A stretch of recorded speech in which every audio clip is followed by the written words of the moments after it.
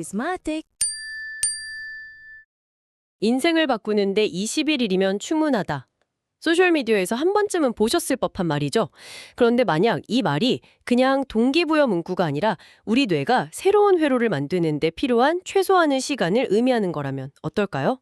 오늘 저희는 뇌라는 아주 강력하지만 고집센 파트너를 설득하는 여정을 떠나보려고 합니다. 우리의 무기는 바로 21일이라는 시간과 오늘 분석할 자유 속에 숨겨진 신경과학의 5가지 전략입니다. 안녕하세요, 여러분. 모두에게 따뜻한 인사를 전합니다. 새로운 에피소드로 다시 여러분을 만나게 되어 정말 기쁩니다. 카리스마틱에서는 여러분에게 진정으로 도움이 되는 컨텐츠를 만들기 위해 밤낮 없이 노력하고 있습니다. 50명 이상의 사람들이 채널 네트워크 전반에 걸쳐 정성과 정확함으로 참여하여 여러분께 최고의 경험을 제공하고 있습니다. 이 컨텐츠가 마음에 드신다면 다른 분들과 이 영상을 공유해주세요. 이 작은 행동이 더 많은 사람들에게 프로그램을 전하고 우리가 더 강하고 더 나아지도록 계속할 수 있는 에너지를 줍니다. 시작할까요? 시작해요. 자, 그럼 본격적으로 이야기를 풀어보죠.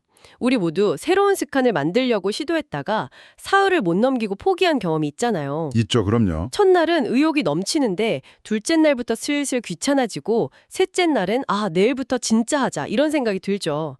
대부분 이게 내 의지가 약해서라고 자책하는데 오늘 자료를 보니까 진짜 원인은 다른 데 있더라고요. 바로 우리의 뇌죠. 뇌요? 네, 핵심은 이거예요. 뇌는 기본적으로 에너지 효율을 극대화하도록 설계된 기관이거든요. 그래서 이미 익숙한 행동, 그러니까 기존의 습관은 거의 에너지를 안 쓰는 기저핵이라는 영역에서 자동으로 처리해요. 오토파일럿 모드 같은 거군요. 맞아요. 그런데 새로운 행동은 의식적인 노력을 필요한 전전두피지를 써야 하거든요. 뇌 입장에서는 이게 엄청나게 비효율적인 일, 일종의 위협으로까지 인식하고 저항하는 거예요. 와... 그러니까 당신이 게으른 게 아니라 뇌가 지극히 정상적으로 작동하고 있다는 증거인 거죠. 그렇구나. 뇌는 그냥 현상 유지를 하고 싶어 하는 거군요. 변화를 싫어하는 아주 보수적인 직원 같은 느낌인데요. 정확한 비유예요. 그래서 오늘 우리의 목표는 이 고집센 직원을 잘 설득해서 21일이라는 수습 기간 동안 새로운 업무에 적응시키는 방법을 알아보는 거죠. 의지력으로 억지로 찍어 누르는 게 아니라 뇌의 작동 원리를 이해하고 그걸 역이용해서 우리 편으로 만드는 거네요. 바로 그겁니다. 근데 여기서 궁금한 게 있어요. 왜 하필 21일일까요? 저는 항상 이게 그냥 누가 만들어낸 상징적인 숫자라고 생각했거든요. 다들 그렇게 생각하죠. 네. 그런데 이 자료를 읽어보니까 그게 아니더라고요. 1950년대 성형외과 의사였던 맥스웰 몰츠 박사의 실제 관찰 기록에서 시작된 거라니 정말 신기했어요. 그렇죠. 그냥 나온 숫자가 아니에요. 몰츠 박사가 관찰한 건 아주 흥미로운 패턴이었어요. 어떤 패턴이었죠? 코 수술을 받은 환자들이 거울 속 자신의 새로운 얼굴에 익숙해지는데 평균적으로 21일이 걸렸다는 거예요. 정말요? 네, 심지어 사고로 팔이나 다리를 잃은 환자들이 그 상실감을 받아들이고 없는 상태를 뉴노멀로 인식하는데도 최소 21일이 필요했고요. 와, 그건 정말 의미심장하네요. 단순히 외모에 적응하는 걸 넘어서 뇌가 자신의 신체 이미지를 업데이트하고 새로운 현실을 받아들이는데 그 정도의 시간이 걸렸다는 거잖아요. 바로 그 지점이에요.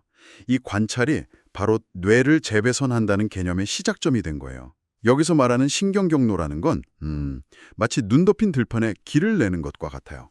눈 덮인 들판이요? 네, 처음 한두 번 지나갈 땐 발이 푹푹 빠지고 힘들죠. 하지만 매일 꾸준히 같은 곳을 밟고 지나가면 어떻게 될까요? 점점 길이 다져지면서 걷기 편한 오솔길이 생기겠죠.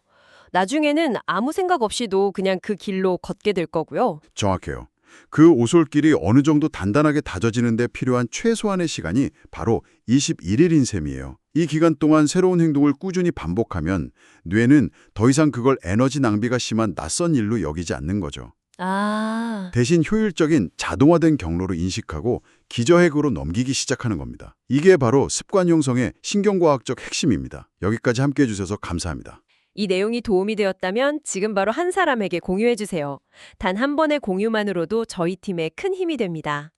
그렇군요. 그럼 이제 그 길을 효과적으로 만드는 방법, 즉 21일 챌린지의 대부분 실패하는 이유와 성공하기 위한 구체적인 5가지 법칙을 하나씩 파헤쳐보죠. 네, 좋습니다. 첫 번째 법칙이 아주 작은 성공으로 시작하란데 이게 왜 그렇게 중요한가요? 많은 사람들이 새해 첫날처럼 모든 걸 한 번에 바꾸려고 하거든요. 내일부터 매일 새벽 5시에 일어나서 2시간 운동하고 책 50페이지 읽어야지 이런 식으로요. 하하, 완전 제 얘긴데요? 하지만 이건 뇌의 저항 스위치를 가장 세게 누르는 행동이에요. 뇌의 위협 감지 시스템엔 편도체가 비상벨을 울리면서 스트레스 호르몬을 분비하고 어떻게든 원래 상태로 돌아가려고 모든 수단을 동원하죠. 작심삼일이 과학적인 이유가 있었네요, 정말. 그럼 어떻게 시작해야 뇌의 비상벨을 울리지 않을 수 있을까요? 아주 작게 뇌가 변화라는 걸 눈치채지 못할 만큼 작게 시작하는 거예요. 자료에 나온 비유가 재밌어요. 2시간 운동이 목표라면 운동복으로 갈아입기부터 시작하는 거죠. 네, 그냥 갈아입기만요. 네. 매일 책 읽기가 목표라면 책상에 책 펴놓기부터요. 너무 사소해서 실패할 수조차 없는 행동으로 시작하는 겁니다. 아, 그건 저항감이 거의 없겠네요. 일단 운동복으로 갈아입으면 이왕 입은 거 5번만 해볼까 하는 생각이 들 수도 있으니까요. 이 자료에서 말하는 작은 성공이 추진력을 만든다는 게 바로 이런 거군요. 맞아요. 바로 그 작은 성공이 뇌의 보상회로를 자극해서 도파민을 살짝 분비시켜요. 그럼 뇌는 이거 해보니까 기분 좋네 라고 학습하죠. 그렇게 5분, 10분씩 점진적으로 늘려나가는 거예요. 거창한 시작이 아니라 지속 가능한 작은 발걸음. 이게 장기적인 게임에서 이기는 유일한 방법이라는 거네요. 그렇습니다. 좋아요. 그럼 두 번째 법칙으로 넘어가 보죠. 목표를 아주 구체적으로 설정하라. 대부분의 목표가 사실은 소원에 가깝다는 지적이 되게 인상 깊었어요. 더 건강해지고 싶다 같은 거요. 뇌는 내비게이션 과학해요. 남쪽으로 가고 싶어 라고 입력하면 아무 데도 갈 수 없잖아요. 서울시 강남구 테헤란로 1번지처럼 정확한 주소를 입력해야 길을 안내할 수 있죠. 그렇죠. 더 건강해지기는 뇌가 이해할 수 없는 모호한 명령어일 뿐이에요. 잠깐만요. 그런데 목표를 너무 구체적으로 세우면 오히려 압박감 때문에 시작도 못하는 경우는 없을까요?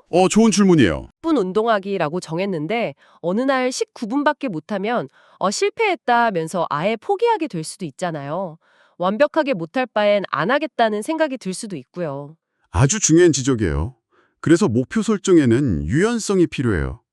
자료에서도 강조하는 건 측정 가능성과 명확성이지 경직성이 아니거든요. 아, 그럼 어떻게 해야 하죠?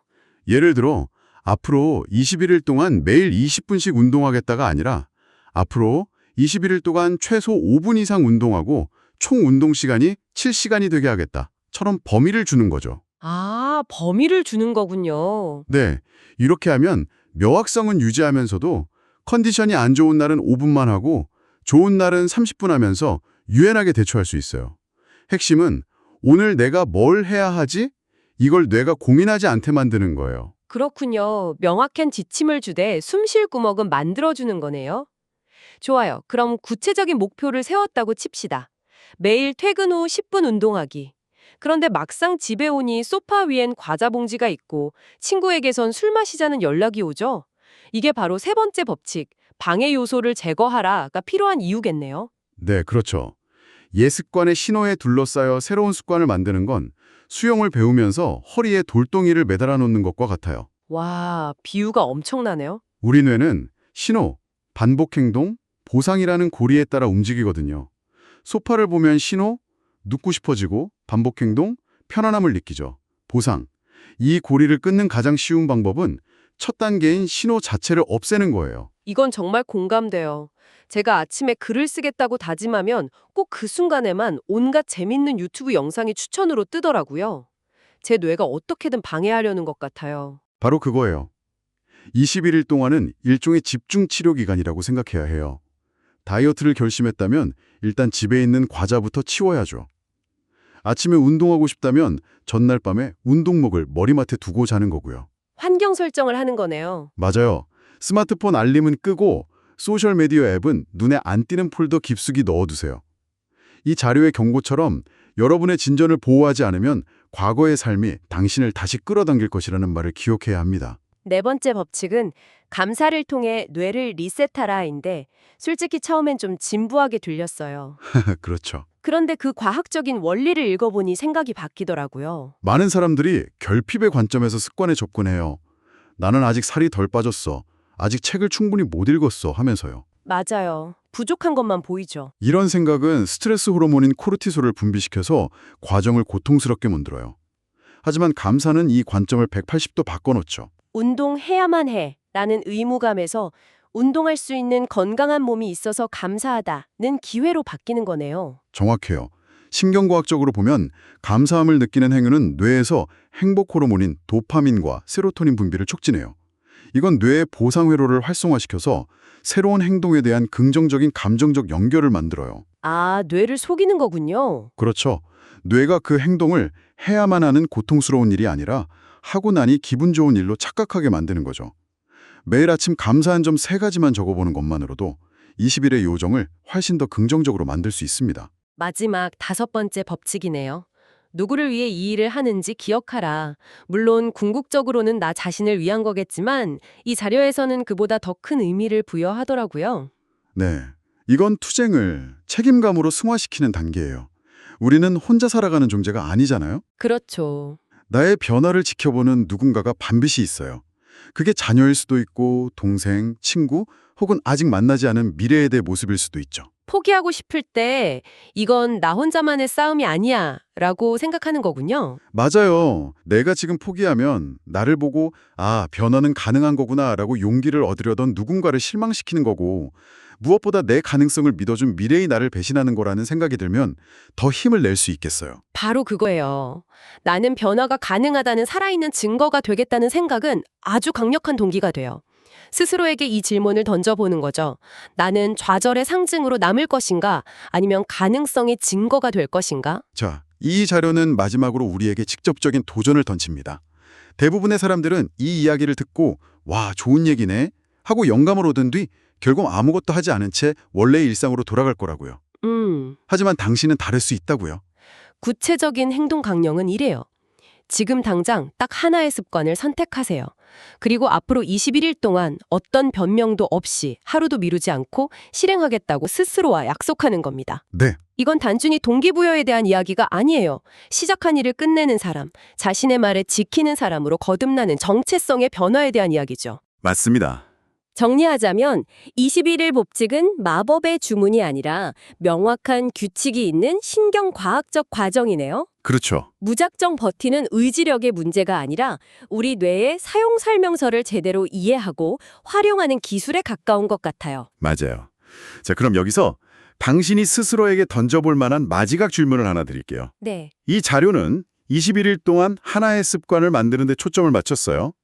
그렇다면 22일째 되는 날 아침에는 무슨 일이 일어날까요? 아, 더 나아가 아주 작은 습관 하나를 성공적으로 만들어낸 그 경험 자체가 나는 내 인생을 스스로 바꿀 수 있는 사람이라는 당신의 믿음을 어떻게 바꿔놓을까요? 하나의 성공이 인생의 다른 더 큰 변화에 도전할 수 있는 가장 강력한 증거가 될 수도 있겠네요. 바로 그 질문을 스스로에게 던져보시길 바랍니다. 끝까지 함께해 주셔서 감사합니다. 이번 에피소드가 도움이 되었다면 좋아요를 누르고 짧은 댓글을 남기고 즐길 수 있을 것 같은 분과 공유해 주세요. 모든 공유가 더 많은 사람들이 저희를 찾는 데 도움이 됩니다. 그리고 카리스마틱 구독을 잊지 마세요. 최고의 순간은 아직 오지 않았습니다. 다음 에피소드에서 만나요. 카리스마틱과 함께하세요. 카리스마틱